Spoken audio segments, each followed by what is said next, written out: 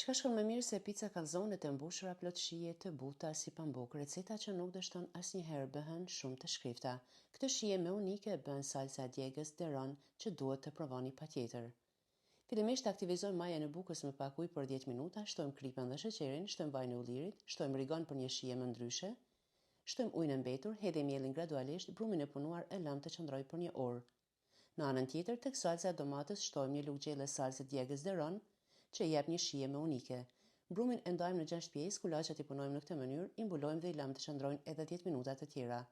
Për mbushjen mund ta bëni sipas dëshirës, por unë kam përdor fillimisht salcën, shtojmë prosciutto të mosur, suxhuk në riska dhe djathë kachkavall të grirë. Formën i japim në këtë mënyrë, ndiqni hapat me kujdes, i kalojmë në tepsi me letër pjekje, sipër i lyejmë me të verë të vezës të përzier me qumësht dhe vaj ulliri. Pjekja bëhet në temperaturë 200 gradë për 30 deri në 35 minuta.